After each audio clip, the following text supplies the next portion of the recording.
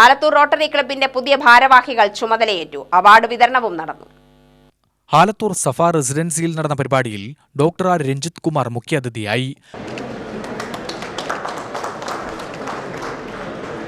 ഭഗവത്ഗീതയും ബൈബിളും വേദഗ്രന്ഥങ്ങളെല്ലാം തന്നെ നമുക്ക് പല പല ഉപദേശങ്ങൾ തരുന്നു. പക്ഷേ നമ്മളതൊന്നും ശ്രദ്ധിക്കാറില്ല. ഞാൻ 2014 വരെ അടിച്ചു പൊളിച്ച് നടന്നതാണ്. നേരത്തെ പറഞ്ഞ പോലെ കുറേ ഡിഗ്രികൾ എടുത്തു, 7 കോളേജുകളിൽ പഠിച്ചു. നിവർത്തിയില്ലാത്തതുകൊണ്ട് പഠിച്ചു കയറിയതാണ്. കാരണം സാമ്പത്തികമായി വളരെ പുറകിലായിരുന്നു. എൻ്റെ അമ്മ ഒരു 7ാം ക്ലാസ് വരെ പഠിച്ചിട്ടുണ്ടാവാം, എൻ്റെ അച്ഛൻ ഒരു 5ാം ക്ലാസ് വരെ പഠിച്ചിട്ടുണ്ടാവാം. അപ്പോൾ അങ്ങനെ പഠിച്ചിട്ടില്ലാത്ത പാരൻസിൻ്റെ മക്കൾക്ക് മുന്നോട്ട് പഠിച്ചു കയറാൻ അത്ര എളുപ്പം ജീൻ ആക്ഷൻ കൊണ്ട് പറ്റത്തില്ല.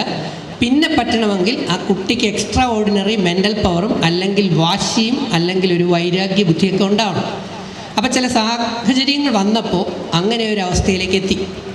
നിങ്ങൾ കേട്ടിട്ടുള്ള ഒരാളുണ്ട്, തമിഴ്നാട്ടിലെ മുക്കൂക്കുടലിൽ വളരുകയും 6ാം ക്ലാസ്സിൽ സ്കൂളിൻ്റെ ക്ലാസ് റൂമിൽ ഇരിക്കുമ്പോൾ ബാക്ക് ബെഞ്ചിലിരുന്ന ഒരു കുട്ടി, അവൻ്റെ ഫ്രണ്ട് ഒരു ഫോർവേഡ് കുട്ടിയായതുകൊണ്ട് ഫ്രണ്ടിലേക്ക് വന്നിരിക്കുമെന്ന് പറഞ്ഞ് ഈ കുട്ടിയെ വിളിച്ച് ഫ്രണ്ടിൽ കൊണ്ടിരുത്തുകയും, പക്ഷേ ക്ലാസ്സിൽ അധ്യാപകൻ വന്നു കഴിഞ്ഞപ്പോൾ ഈ കുട്ടിയെ എണീപ്പിച്ച് യു ഗോ ബാക്ക് എന്ന് പറഞ്ഞ് ആ കുട്ടിയെ ബാക്കിലേക്ക് കൊണ്ടുപോയി ഇരുത്തുകയും ചെയ്തു.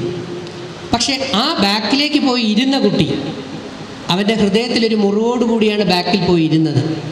ആ ഇരുന്ന കുട്ടി അന്നൊരു കാര്യം മനസ്സിൽ എഴുതി വെച്ചു, ഇന്ന് എന്നെ ബാക്കിൽ കൊണ്ടിരുത്തിയ ഈ ആൾക്കാരുടെ മുമ്പിൽ ഒരു ദിവസം ഞാൻ ഇന്ത്യയിലെ 1ാമത്തെ കസേരയിൽ വന്നിരിക്കും. ആ മനുഷ്യനായിരുന്നു doctor APJ Abdul Kalam.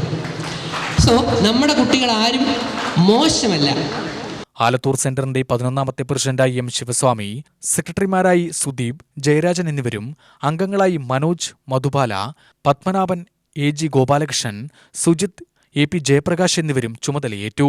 Rotary അംഗങ്ങളുടെ മക്കളിൽ മികച്ച വിജയികൾക്ക് അവാർഡുകൾ വിതരണം ചെയ്തു. സർവീസിനുള്ള എല്ലാ പുരസ്കാരങ്ങളും മേഡം നേടിയിട്ടുണ്ട്. ആലത്തൂർ പഞ്ചായത്തിലെ മെമ്പറാണ്. M. സൂര്യരാജ്. അടുത്തതായി miss Ananya. UTV news, Palakkad.